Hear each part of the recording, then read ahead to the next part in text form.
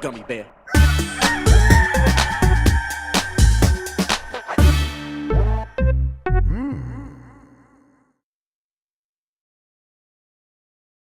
It's the internet. You're busy. Let's do this for May 17th, 2024. For the next hour or so, let me help you sort through the world of gaming on Game Mess Mornings Live with me, Jeff Grubb. Today, we have news and rumors about some of the gaming's biggest releases. But first, please join me in welcoming today's co-host, the Game Mess Mornings. Some of the gamings. He said some of the gamings. Some of the biggest releases in gaming is what I was about to say, and then I just changed to reading what I actually wrote halfway through, and then the game scent went off. So it's all going really well over here, Tam. The game scent went off. Amazing. that is peak. That's the life I've chosen, apparently. Tam, how are you doing? I'm all right, man. You know, I made the mistake of opening Twitter as soon as I got up, and let me tell you, it's bad, man. It's bad on there today. They really just took that website into a lab and engineered it to be so much worse than it ever was. It is impressive. It's impressive. Yeah. You know what the thing is about it though? It is now transparently clear when people are being shitty. Yeah, totally. For the sake of being shitty. Because they monetize it. It used to be like where someone was shitty, you would be like, is this person really like this? Yep. This is awful. Now it's just like, everyone is doing this. Yep. And it's just like, oh, come on. We know why you're doing this. You're right. It has trying. gotten easier to be like, okay, I really don't even have to engage. I just can laugh or delete, block, ignore. Yes, absolutely. Yeah. But it is. Anyway, I quickly closed it and I went to TikTok to watch the guy that restores Game Boys. Oh, that's the good stuff. Okay, yeah. This guy's back. Yeah, that's good stuff. Although he did this thing where he experimented with the view of how he's shooting it, and he has one of those screwdrivers that is motorized, and he set it so the camera spins with it, and he was like, I'm trying this new viewpoint, and then you open the comments, it's like, never do this again. This sucks. I fell out of my bed. Yeah. Man, I have an unput together Game Boy FPGA kit that I finally got the buttons for, and I'm going to do that this week. And I'm going to sit down and put together. It's a Game Boy Color. Basically, it's a Game Boy Color in every way except for the actual internals. But then that's just the FPGA, which is acting exactly like a Game Boy Color. And I'm very excited. Although I haven't put it together yet. And I was watching a video about someone putting an OLED screen into this or into a Game Boy Color. I'm like, man, should I just go get an OLED screen instead? And so I don't have to take it apart when I decide to change that later. Yeah, buddy. So I'm probably gonna get. I gotta stop getting these because I've got the what's that called? The Miu Mini. Yep, Miu Mini. Yep. I've got one of those. I've got a Ambernic, and I've got the thing that everyone wants. I forgot what it's called now. It looks like a Game Boy. There's Ambernic. There's Miu. There's I don't know. Oh, you mean the Analog Pocket? Analog Pocket. Oh yeah, sure. I got me an Analog Pocket. That thing is nice. For real. I should just be using that.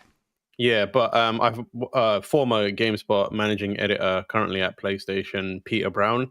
He makes this stuff for fun, and he's so good at it. So I might just hit him up and be like, "Yo, can you hook me up with one?" And he'll customize it because he knows what I'd like, and he made a custom one for a bunch of our friends, and he's like, "There you go, happy birthday." Although did you see that Retro Arch is now out on iPhone and iOS devices? I did see that. Yes, that's pretty cool. I'm glad people on Apple stuff can get that. Yeah, I've been using Delta. It's a similar front end. Yeah, it is very, very good. I was playing. What was I playing? I was playing Pokemon Fire Red on it, and it's so easy. Yeah, Pokemon is an ideal game for that scenario right there. Yeah, that looks great. I got Pokemon and all the Castlevania games on the GB devices, and then Advance Wars and the Final Fantasy. Yes. Okay. So it's just perfect games. RPG games that you can play very easily. And Chrono Trigger, obviously. Obviously, yes. These are all games I own.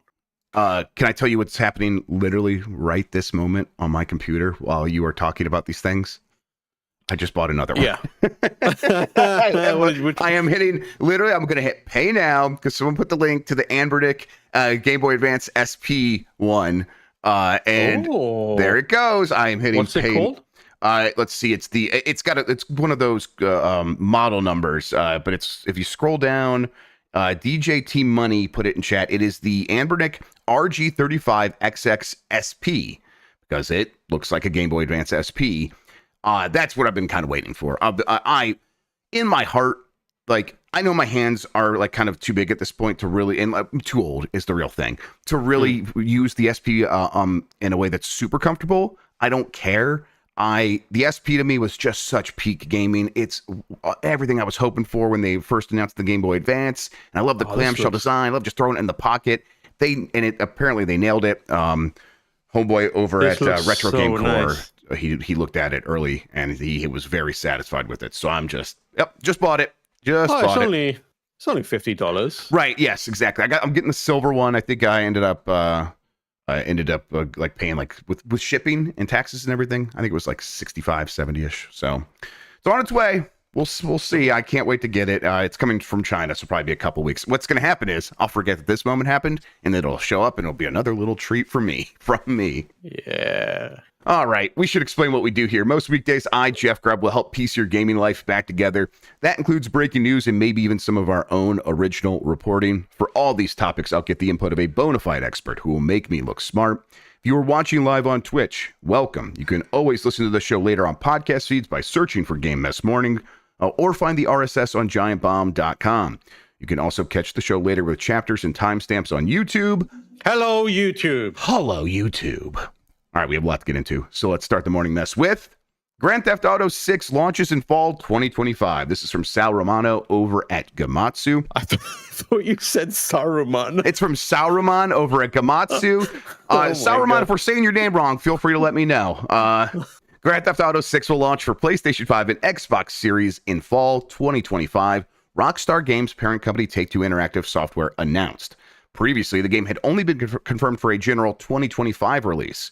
In the press release announcing the company's latest financial results, Take-Two Interactive Chairman and CEO Strauss Zelnick said, "As we enter fiscal 2025 with positive momentum, we expect to deliver net bookings of $5.5 billion to $5.65 billion. That's way down from what they were initially saying because they moved Grand Theft Auto out of this fiscal year. We are highly confident that Rockstar Games will deliver an unparalleled entertainment experience, and our expectations for the commercial impact of the title continue to increase. Looking ahead, we believe that our company is poised to achieve new levels of success, and we expect to deliver sequential growth, blah, blah, blah." But they expect to do that for the next several years after that game comes out because, of course, they're counting on the new GTA Online or whatever to do very well. This is where we're at with Grand Theft Auto. Previously, it sounded like, maybe early next year. And then we saw, and that was because Take-Two previously said, hey, our fiscal 2025 is going to be massive. Then they scaled things back and everyone said that means they are moving it out of the fiscal year, so sometime after March of 2025. And now they're saying second half of 2025. This is Grand Theft Auto, massive game. They were always going to delay this several times. Yeah, I think so. Yeah. I mean, like, it could. I'm not 100% sure that this thing is coming out until it's literally the day of and it's available. I agree. I wouldn't be surprised if they were like, oh yeah, we're delaying it again. We need a little bit of extra time, because if anyone is able to do that and get away with it, they could delay it the day before and people would be like, hell yeah, brother, take the time you need. Yep. Don't worry about it. This thing is going to make $1 trillion. You just take any time you need. Right. And it's like, what are the fans of Grand Theft Auto going to do? Be like, well, now I won't play it. Like, no, yeah, they all know that they're going to show up whenever it's available. They will show up. So there's no risk of like, oh, let's take extra time to make sure we get it right. The risk is, coming out and having something fizzle and have to rebuild and having all the costs involved with that and trying to win people's trust back. So I think everyone involved knows, hey, if this thing hits, we really can have massive growth and all these things that we're looking for and, satisfy the fans of the series.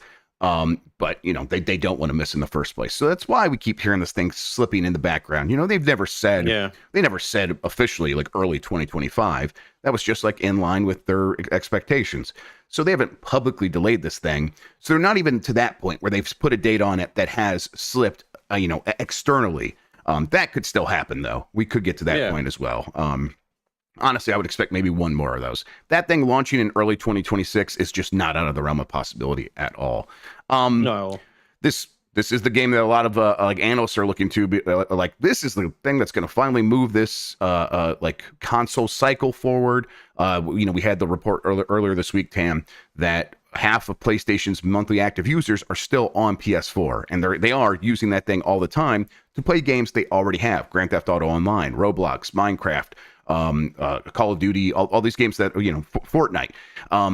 Grand Theft Auto 6 is the one that, like, when it's not available on your PS4, a lot of those people are going to move forward, right? Yeah.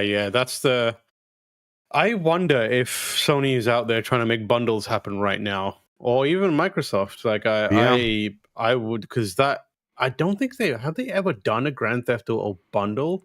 I can't think of not a official one anyway. I can't remember. Like, in my years of retail work as well, I don't think they did a Grand Theft Auto like 4 bundle or a 5 bundle. But most retailers will be like, "Hey, we'll chuck these in together, and here you go." But I 100% people will be moving on. I am very, very keen to see what the adoption rate looks like post GTA release. Too.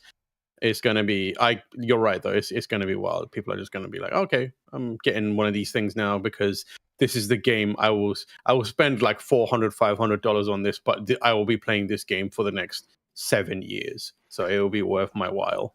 Do you think like this getting announced for the second half of 2025 or for fall 2025 really, do you think that has a further cooling effect on people's excitement for getting new consoles, for getting games like this year?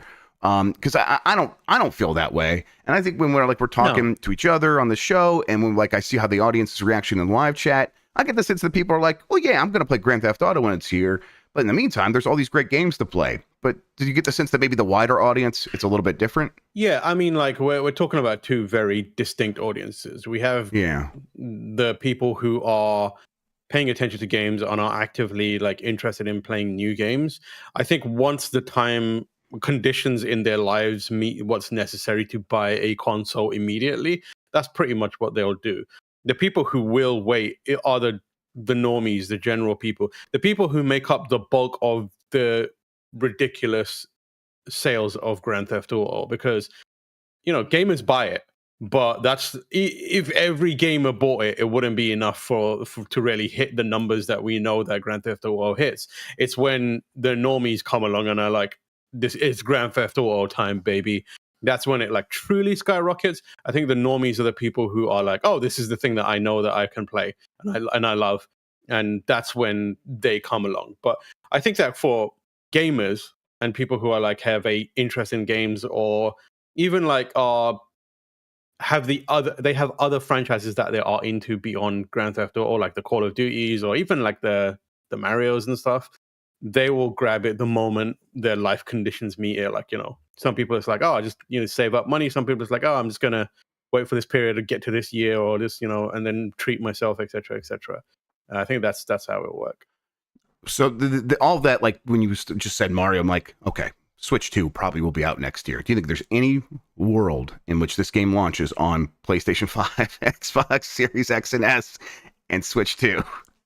No, I agree. I don't think so.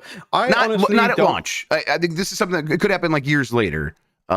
Maybe, but definitely not at launch. Not to say Nintendo would ever turn it down, but I think there's probably people at Nintendo that think it's in their best interest not to have a Grand Theft Auto game on their console near launch, just because they need the time to establish the ongoing reputation that they're a very friendly to young people and casual people platform.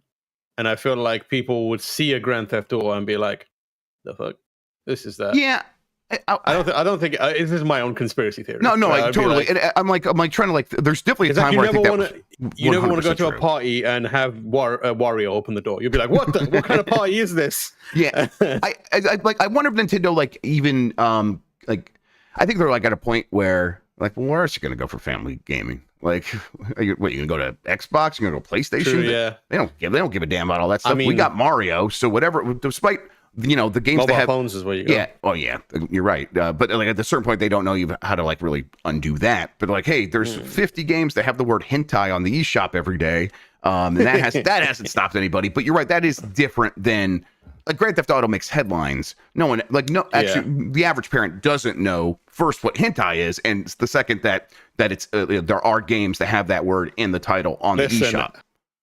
Those people have had children. They know what hentai is. You're right. I shouldn't judge. They've been on a sexual journey that got them to child rearing. They know what hentai is. And welcome to our lesson on hentai, everybody. It's thank you for listening. Hey, Grand Theft Auto is going to be huge. I think it's going to move a lot of things. I will be, I think, a little frustrated because I do expect the way it's going to go is the way that Rockstar's done it for the last several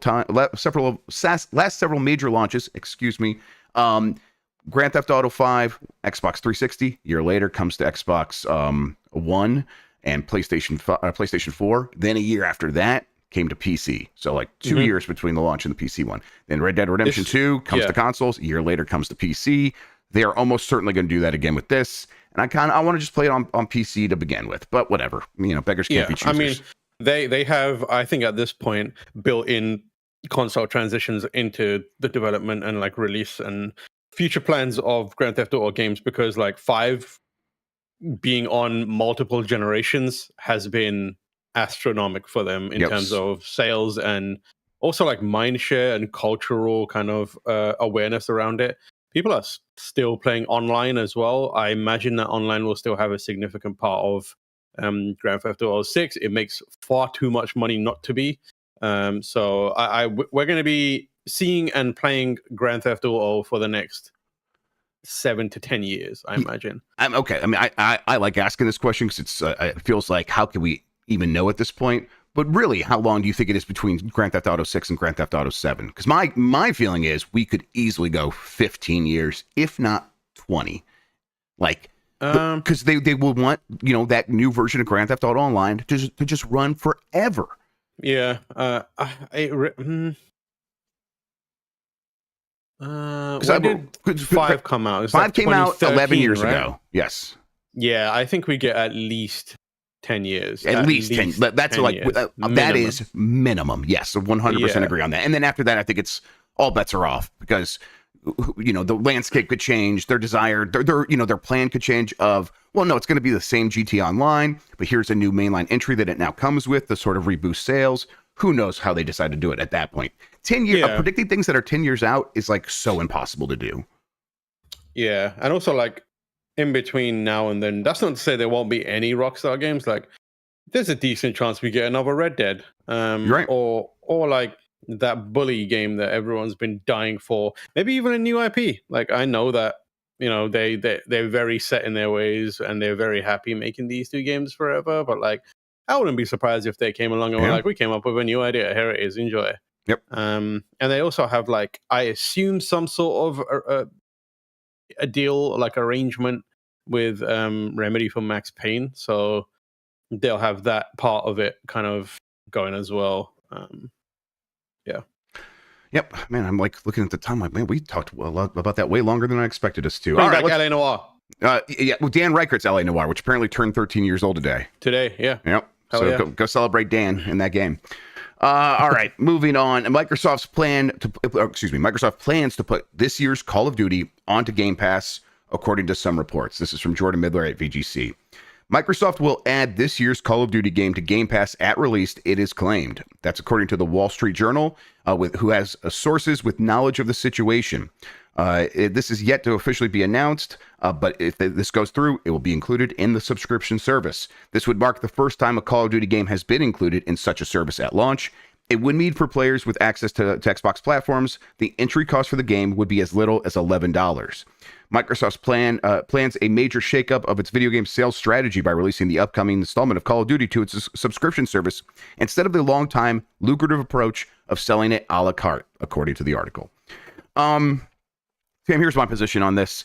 If they're really gonna they have Game Pass. They've done it this far. They've obviously hit that wall that we've talked about, where they've saturated the market on Xbox of people who want it, and the growth on PC and mobile or whatever streaming is just not making up that gap right now. If you put Call of Duty into Game Pass, and at the same time, this Call of Duty is the first one not to launch on Xbox One and PS4, that is I think the best case scenario for convincing people to get onto Xbox and Game Pass on Xbox. And if that doesn't work, then I think they are right to be like, okay, we really do have to change our strategy at this point. But this is the moment it's like, let's let the rubber meet the road. You've made all these purchases to support Game Pass. Actually see the strategy through at least one time and look at the numbers at that point. It feels like this could be a changing point for a lot of things, or it could be sort of the final exclamation point on gamers actually aren't super into this idea in the long term, and so those who are have already bought in, and the growth just won't be there. What do you think? Yeah, just as a reminder me, it's coming to PS5, right? They have to put it out there because they said in court, like, where we've still got. They have legally obligated themselves to put it on PlayStation for at least 15 years, if my memory serves me. Okay. Yep. I mean, like, yeah, this is one of those inflection points where we will see the true, like, the true value of Game Pass and how much people, gamers, for example, and even like people outside of the dedicated gamers, are willing to come to Game Pass for a Call of Duty game. I think that we're likely to get a good idea of it.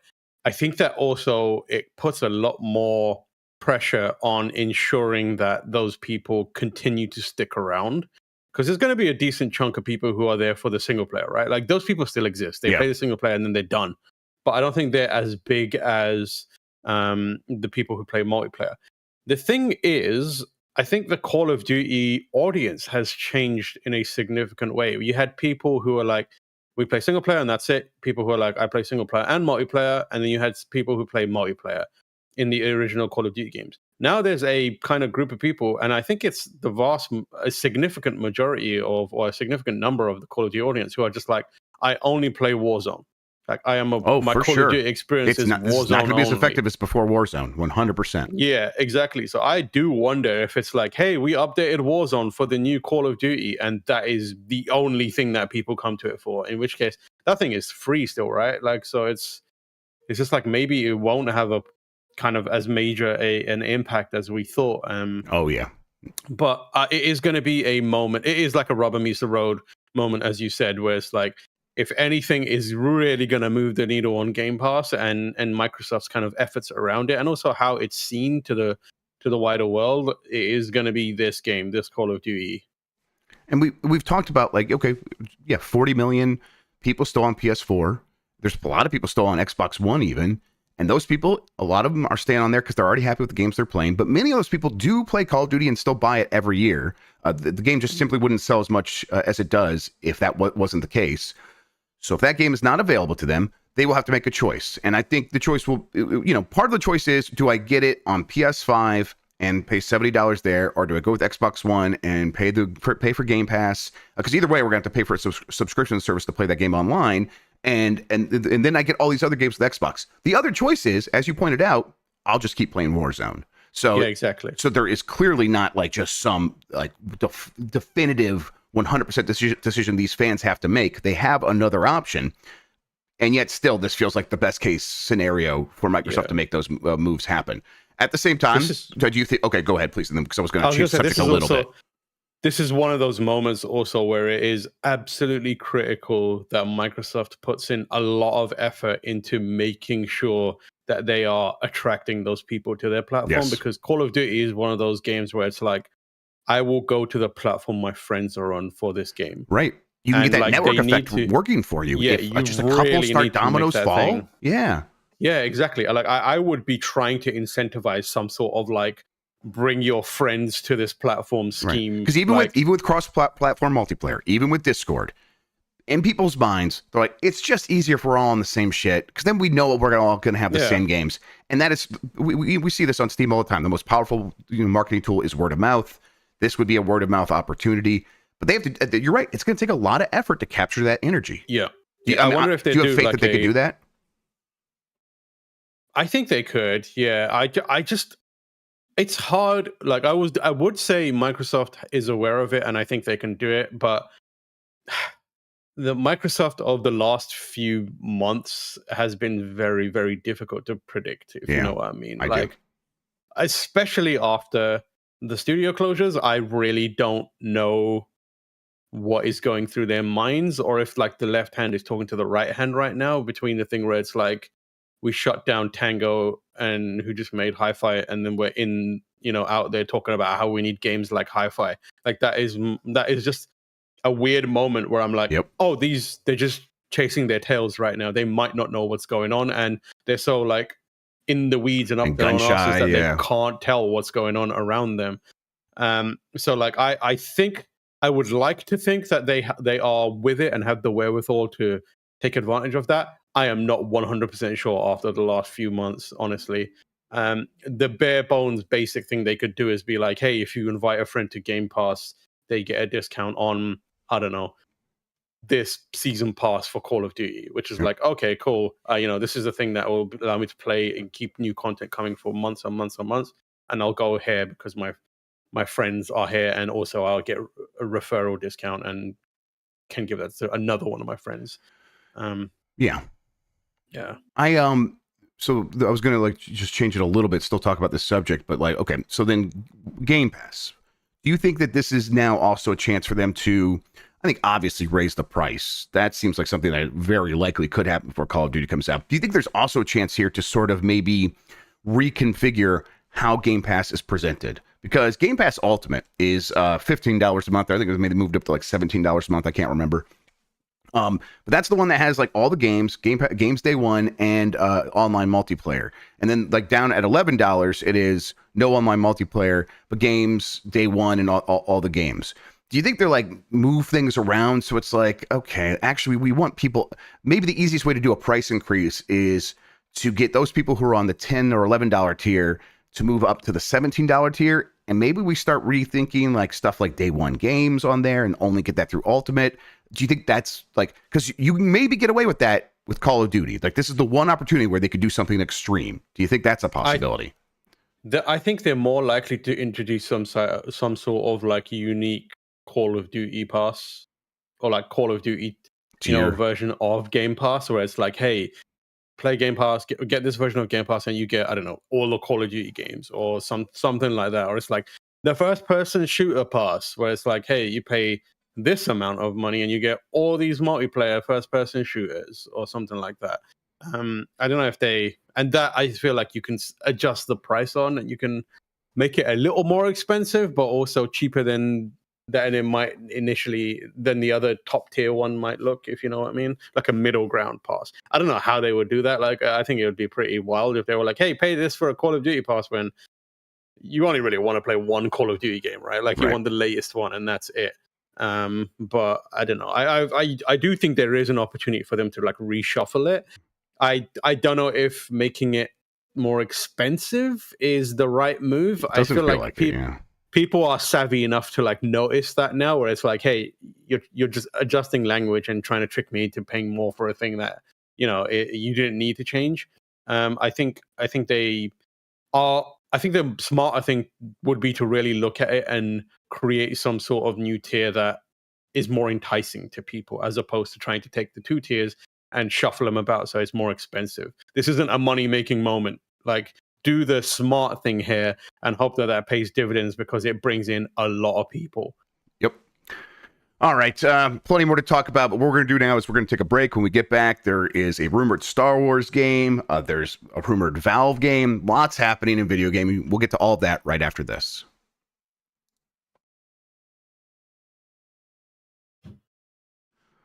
All right, we are getting right back into it here on Game Mess Mornings. Let's start off once again with Creative Assembly reportedly working on a Total War Star Wars game.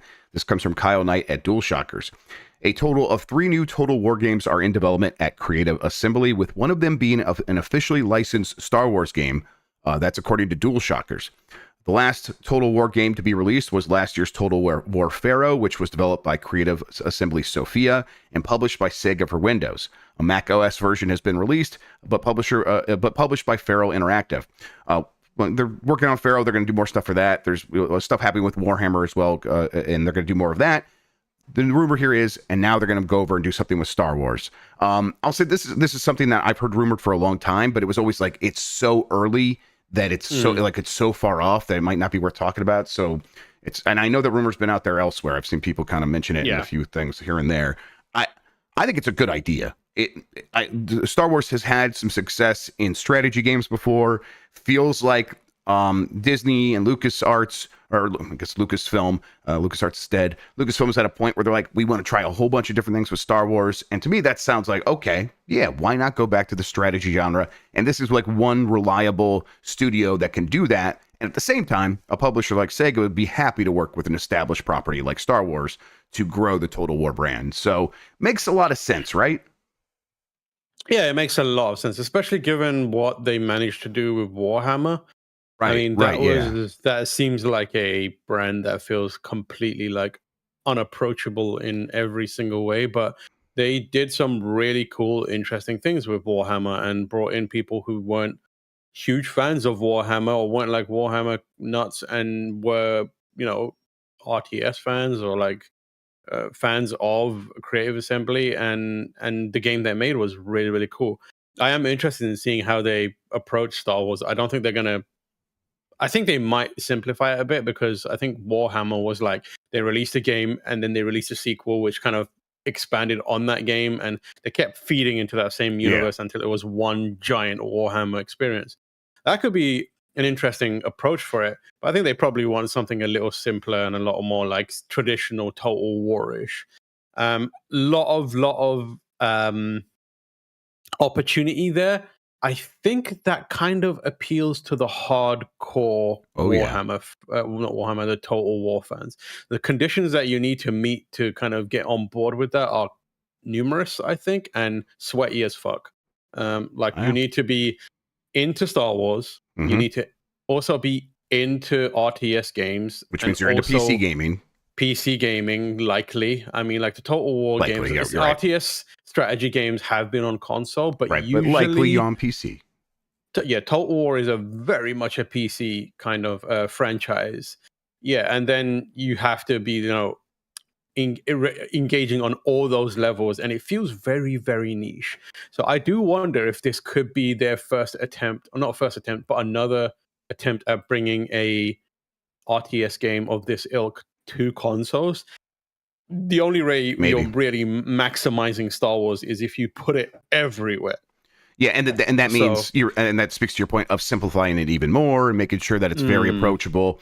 What I imagine here is when I looked at Total War is a relatively pretty old franchise. I can't remember if it's as old as like something like Attack of the Clones, but I definitely played it not too long after that when it first launched. And I always remember like, hey, the way these battles kind of look how they shot Attack of the Clones, where it's just like these droids and clones running at each other, and it's kind of like slow paced when they pan out. And it's like, yeah, that's what Total War looks like. So I think it's a good fit. But yeah, I think it'll take them, I think, some effort to make sure they are reaching a wide enough audience to make this project make sense.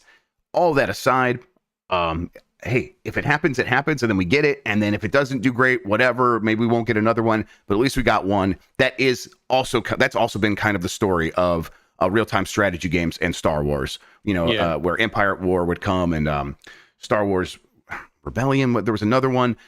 These games kind of come and that people are like, oh, this is a lot of fun, or I'm going to spend a lot of time with this, and then you kind of don't get another one necessarily, or at least not a long series of them. So if it's a one-off thing, I'm just like glad that Disney and these various developers and publishers are able to get these projects here and there. That's what I want from Star Wars. It's what I always say. My favorite time as a Star Wars fan in gaming was, hey, it's like GameCube era, and we're getting like 4 different Star Wars games across all these different things every couple of months. So kind of replicating that a little bit is good news to me. And and if this happens, it's probably still a couple years away, but I hope they announce it soon and we can kind of just get a good look at it and get excited about it. I just had a quick look. They've only ever released one Total War title on consoles, and it's Spartan Total War, which is not even an RTS. It's that like a hack and slash spin-off. Oh, really? Beyond that, wow. I can't see a single Total War game on this list. That's still a question. I think your point still stands. Like, yeah, because Civ Rev, for example, was on console, and it is like they put Civ 6 on console now. Yeah, they put Civ 6 on console, so I think they can do it. This might be their Civ moment where they move to consoles. And Star Wars is the perfect thing to make that happen, especially if they can like make the marketing look like it's, you know, just epic battles and doesn't have that sweaty niche gamer top-down view where it's like loads of UI stuff and you're clicking around quickly. If it's still like zoomed in and you're seeing loads of droids being like shot and like a couple of Jedis in the middle of their, you know, AT-ST, AT-AT just walking around, I'm sure people would be like, hell yeah, I'm gonna get that. Yep. Yeah, and I think if that means the battles need to like kind of be slowed down, or there's a button you need to hold to like, okay, we're going to basically pause the real-time action so I can really plan my moves, so be it. And then at the same time, if they aren't planning a console version, again, that's kind of their problem. I'll be happy to play this game on PC, and I hope it really does come to fruition. Yeah. Rest in peace, Hyenas. Rest in peace, Hyenas. God, that's right, man. Poor studio. All right, next story here. Valve's next game, a hero shooter called Deadlock, has seemingly leaked. This is another one from Jordan Midler at VGC. Images showing what is reportedly Valve's next game are circulating on social media. According to Tyler McVicker, who has a good track record of of reporting details of Valve projects ahead of their announcement, the game is called Deadlock, and hundreds of people are currently playtesting it. Images allegedly from a private playtest of the game appear to show 6v6 gameplay, with abilities not unlike those in Overwatch or similar competitive hero shooters. According to McVicker, the game has been in development since 2018, features tower defense mechanics, and has a fantasy setting mixed with steampunk. So he wrote magicians, weird creatures and robots, fast travel using floating rails, similar to BioShock. He added basically a fast-paced, interesting ADHD gameplay, a combination of Dota 2, Team Fortress 2, Overwatch, Valorant, Smite, Orcs Must Die, and more. Hero design pretty much inspired by the Dota universe. Tam, this doesn't move me too much, I gotta say. Reading all that doesn't move me. That was way too many games. It's a mishmash. Yes. Yeah. But like even just, okay, let's just boil down to a 6v6 hero shooter with, you know, special attacks that look similar to Overwatch. Yeah, man, I played Overwatch, and there's Valorant. Yeah, I mean, yeah, you never count Valve out. They always have some sort of secret sauce in their games that potentially could make them absolutely pop off. I can't think of a Valve game that they ever put out that was like an outright abject failure in the kind of like the card game, right? That's oh yeah, yeah. You didn't even remember it. That's how much of a failure that was. Artifact. Damn. Other than Artifact, and that was recent, but they've learned lessons since Artifact, right? That's absolutely not. No chance. No one learns there. No. I imagine they look at Artifact and are just like, well, that was. We basically weren't paying attention and slipped on a banana peel. This will never happen again. What was it with the Artifact Twitch category? Were people streaming adult content on there? Is that what that was? I think so. Yeah. Vague memories of that. Yeah. Oh man, I've completely forgot about Artifact. Memory holding. Yeah, why wouldn't you? Yeah, I never touched it. Yeah. I mostly know because like whenever it comes up, Mike tells the story of how he went to Valve to see it before they announced it. And when he walked in the room, he was late, and Gabe Newell was just talking to everybody that got invited, and he had to like interrupt Gabe Newell, and he felt very awkward. I'm like, that's what you get. That's what you get. Gabe Newell runs with his knife out. That Counter-Strike thing is real. It's based that's on how he just goes from room to room. Yep. Yeah, if he's late for a meeting, you'll see the knife come out, and he will rapidly increase, and he jumps and spins in the air as well. But yeah, I mean, like I don't know. It feels like I'm not moved by it, but I'm also very, very keenly aware that Valve is very good at what it does for the most part, Artifact notwithstanding. So I am still intrigued by it. I feel like right now the hero-based shooter is just a massive trap. Agreed. I don't know. This is going to sound really stupid. I don't know why you create a hero-based shooter, a new one, in this day and age, and don't call it Team Fortress 3. Yeah. Like, that is crazy to me. Like, why would you make a TF3? Like, I know it's not hero-based, but like... Yeah, but... the class-based shooter could evolve, and you could have Team Fortress come back. They're probably like, oh, this will freeze us up to do different stuff. I'm like, calling it Team Fortress 3 doesn't actually hold you back. You can kind of do whatever you want with that. Yeah. And like this feels like such a mishmash. I think that the stuff that Valve does best is when it's got a clear, unique direction to it. And the things that I've seen or heard about it right now, it's like steampunk, fantasy, and it's a hero. It's like Valorant, but it's Counter-Strike. It's just like there's too much, man. It's a bad pitch. Yep. I don't know what it is. I mean, like it's not an official pitch, so obviously gonna wait for that. But it's like there's nothing in there that immediately makes me think, oh, this is the hook. This is cool. And there's stuff that makes me, I sleep. Like tower defense. Yeah. Come on, I don't know. Yeah. I mean, I get that that's like such an easy like mechanic in a game to be like, oh, this gives players something to do and manage other than just kill people. So you don't just keep running out there and get shot and die because you aren't good. This gives you a chance to get familiar with the game. Like if I'm a designer, I get why you get the appeal of something like a tower defense thing back in your competitive shooter. But just hearing that that's a core part, I'm like, I'm not into that. Is Ice Frog still at Valve? I don't remember. Last time I heard it was working at Dota. I think we talked about him on this show about a year ago, and he was at.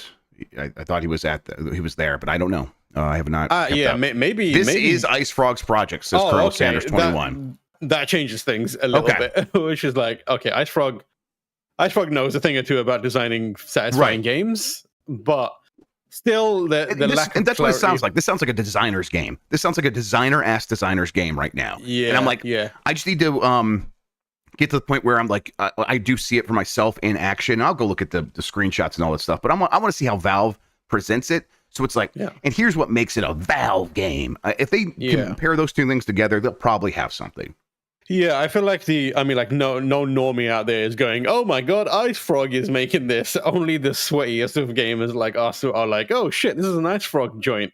To everyone else, if it doesn't like have that kind of clear pitch to it and isn't like distinct from the game, because you are trying to lure people who have basically committed what is effectively their life to a game. Like you need to be able to, because I believe that audience is finite, right? Like you don't have a constant. I mean, there's new people coming in, but like the people who play these kind of games are like, I'm committing to this thing. Yes, and that network effect, they get sucked into the black hole of the games that are already out there. Like when I was coming up, when I was playing PC game multiplayer at my like most intense, I only played Counter-Strike. There was nothing else I played, not even TF2, and it's still like that where it's like I'm a Call of Duty player, I'm a Counter-Strike player, I'm a Valorant player, or even like if it is what it sounds like and what they present it at, it's now competing with like MOBAs as well. So it's competing with like League of Legends and Dota and all these other games. So it needs a clearer and more refined kind of pitch to entice those people to try it, and then it needs to be good enough to keep people there, and then it also needs to have that online streamer word of mouth kind of like factor to it. There's so many things that you have to kind of get right these days to make a game like this pop off. If anyone could do it, it's Valve, but still, this kind of leaked pitch or whatever it is, obviously not official. At the moment, I'm just like, okay, I'm going to wait for them to tell me what this is, because I hope that they've got something clearer going on than it's every game that you played. Yep. Exactly. All right. Just announced a few minutes ago, Redfall is actually going to get its offline mode after all. I'm going to read this tweet from the Play Redfall account on Twitter. Thank you for all your supportive messages. We are working to release our final update, Game Update 4, that brings revamped neighborhood and nest systems, single-player pausing, offline mode, and more. We'll provide additional details soon. Thank you all. Okay. Great that this is coming out. It just bums me out all over again. Just that it's like, okay, there was enough of a response that we're going to put this out. So now these people have to do this death march to get their final update out before they get laid off or maybe moved around and have their lives changed at the very least. This sucks. I hate this. I hate that those studios closed down. I hate the way it was handled. Everything about it bums me out, including this, even though this is, objectively a better thing, I suppose, than the way things were ending before. Yeah. I mean, like, I will never, ever, ever, ever forgive them for doing this to Arcane. Yeah. Never, ever, ever. Like, that Arcane is a special studio. And I know there's other, Arcane Leon still exists, but like, I feel like you really screwed up when you are doing this to any facet of Arcane as a team. That is such a talent that you let them figure something else out, man, because the next thing they figure out is going to be like unlike anything else anyone else is doing, and there's so much value in that. I'm glad that the Redfall crew is being able to, put this one thing out again. And I, honestly, I am committing to going back and checking out Redfall again. I really I wanted that game to succeed more than anyone. Like, I adore Arcane so much. Yep.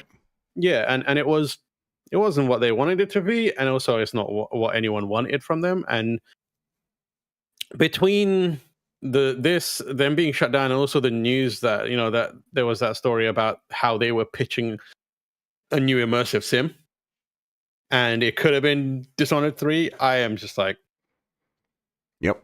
If I ever see anyone involved in that decision, it's on site. Yep. I am gonna hurt you. Yep. And for me, it's like when all this was announced, it should have been at the time been like, and of course we're gonna support the studio to get this last update out because they care about this game, even though no one else does. We still care. That would have been the right way to do this. I wanted them to put out this update.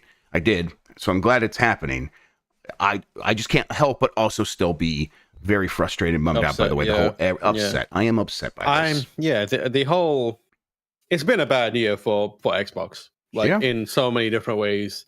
And I hope that, we're not far away from Summer Game Fest.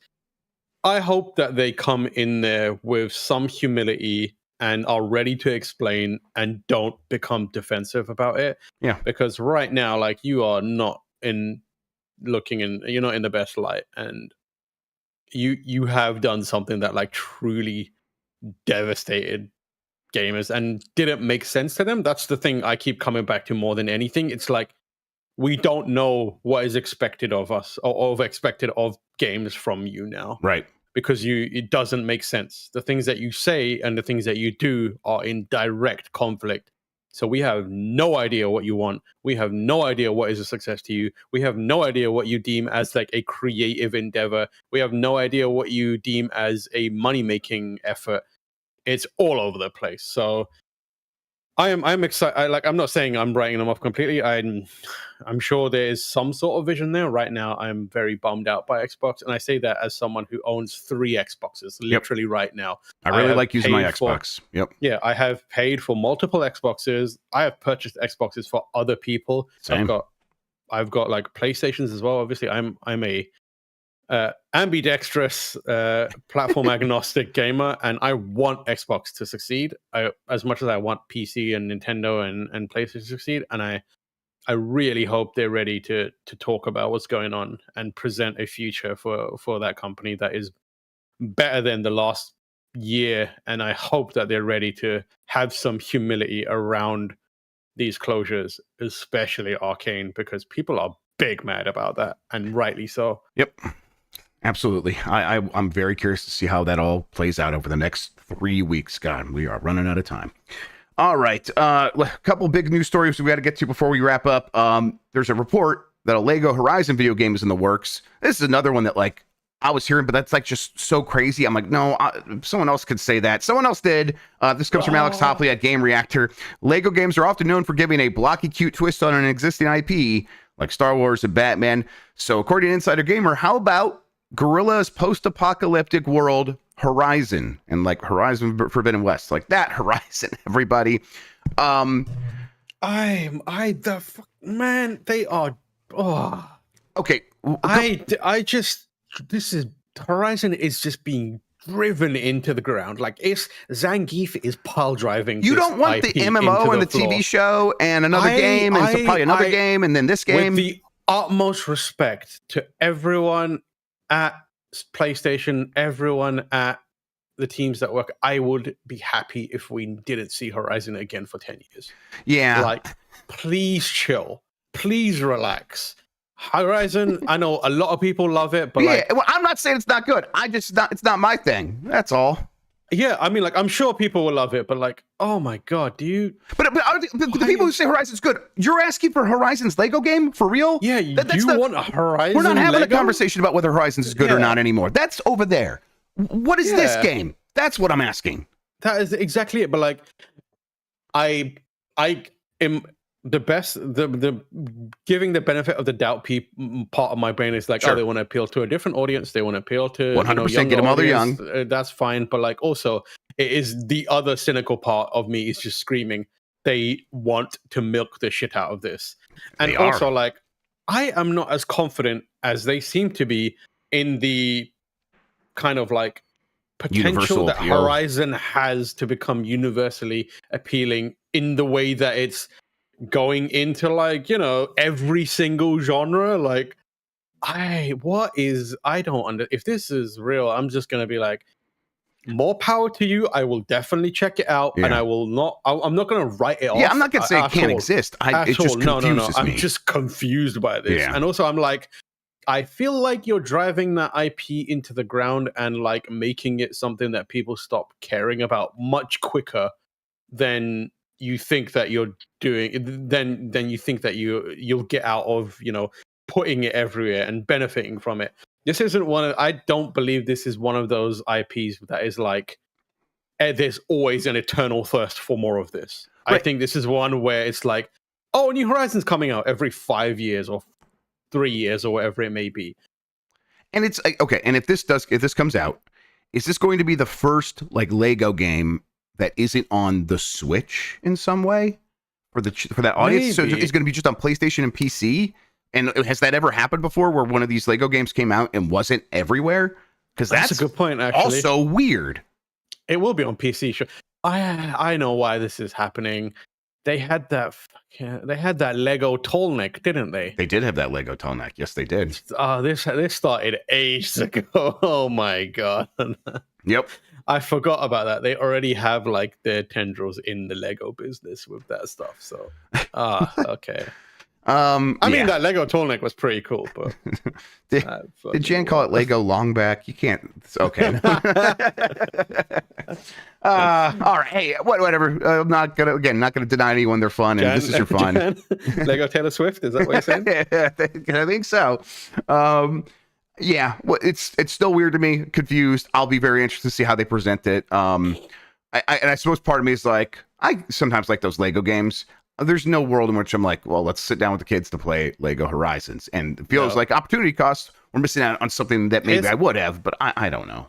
The strategy for successful Lego games has been taking IPs that have legendary levels of like engagement and like fandom and cultural awareness, Star Wars, Lord of the Rings, DC, that kind of stuff, and making Legoifying them to presenting them as an entry point into those franchises for younger audiences. Mm-hmm. I regret to inform PlayStation that Horizon is nowhere on the same level as a Lord of the Rings, Star Wars, DC, even Rock Band, which they had. Like, I feel like this is incredibly misjudged. Again, I'm not writing it off. No.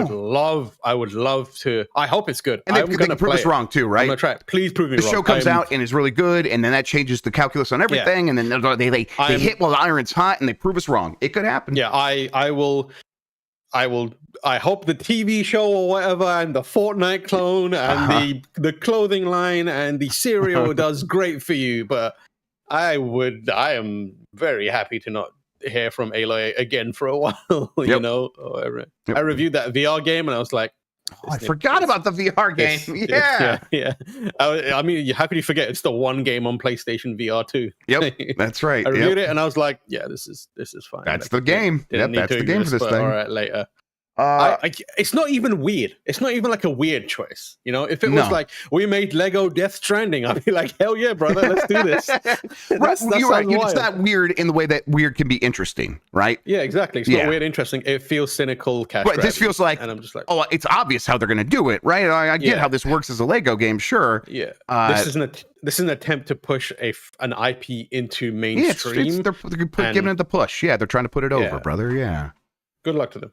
Good luck. Right, exactly. It seems like a challenging challenge. All right, last couple stories here. Next iteration in one of 2K's biggest and most beloved franchise to be announced at Summer Game Fest. Please, They should have done a kart racing game before they did this. For real. There's like so many other ones that were like, Okay, yeah, that seems like lower stakes somehow. I don't know. Get the MotorStorm team back. Make them make a racing game in the Horizon universe. That would have been way better than this. Lexi says, what if it was developed by Team Asobi? That would be, please don't, because that team needs to go make Astro. You know leave what them alone. I say to that? Team No Sobi. Yeah, leave them alone. All right. This is for Saruman Akamatsu, next to 2K biggest beloved franchise getting announced. Saruman is back. Saruman is back, everybody. It will be announced at the Summer Game Fest 2024 showcase. No further information. It could be Mafia, could be BioShock, could be Civ 7. What do you think? What was the wording on it? Was it just new IP, or was it like a specific genre? One of 2K's biggest and most beloved franchises, and it's the next iteration. Excuse me. I think everyone forgot that they're making a BioShock.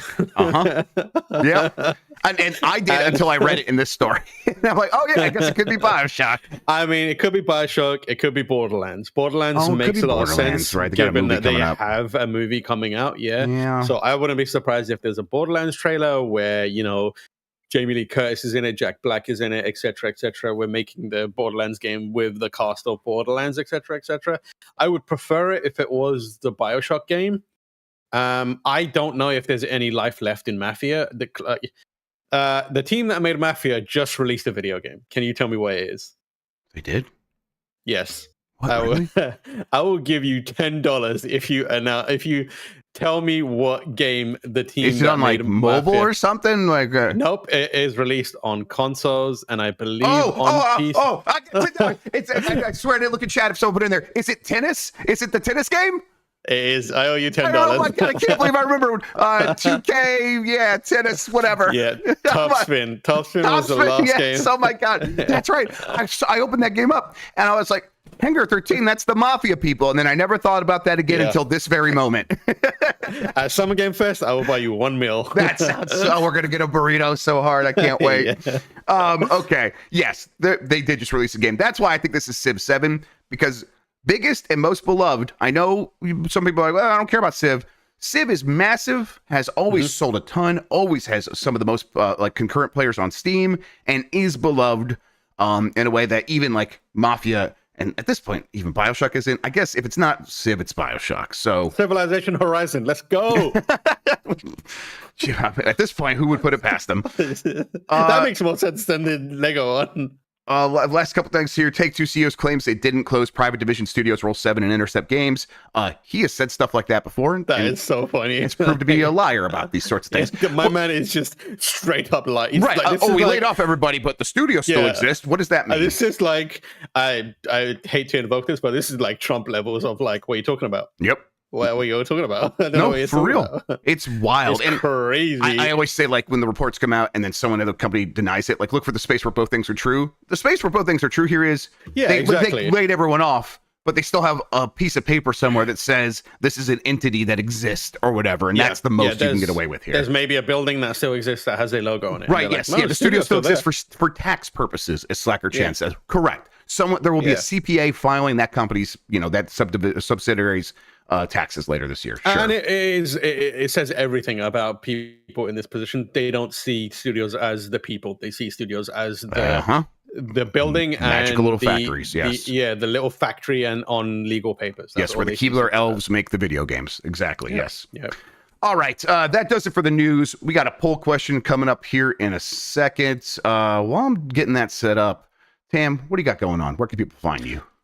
You'll find me everywhere. Unfortunately, no spot on this week. Me and Lucy were traveling.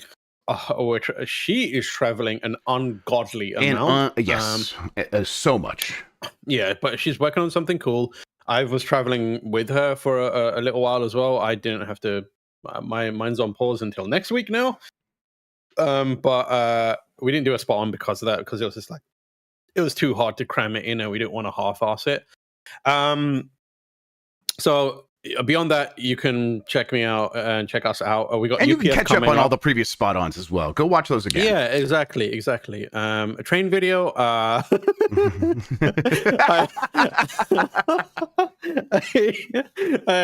Jan put up on Instagram stories. He was like, "I just finished a video that I was working a really long time on, and I sat there for a full minute." I was like, gonna risk pissing him off, and I just replied, "Train video?" ? That was for close friends. Oh, that's very good. But at this point, I'm really into the idea the train video never is gonna appear. I mean, but we also never give up on it. We still bring it up all the time, 100%. You know what's gonna happen? 6 months from now, Lego train video. And people are going to be like, who asked for this? Lego train video. Jesus, Tam.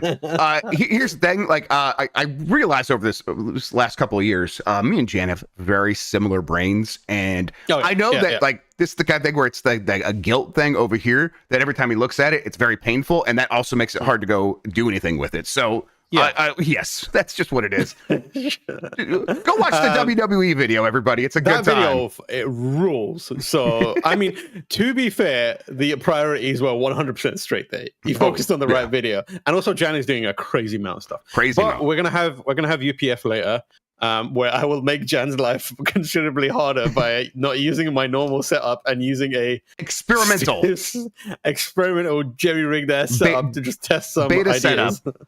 Yeah. Sorry, for you it's alpha setup, of course. Yes. Yeah, alpha setup. Yeah. So we'll be doing that in a bit. I haven't tried to see if Shadows. Is it Shadows? Ghost of Tsushima? Legends mode works.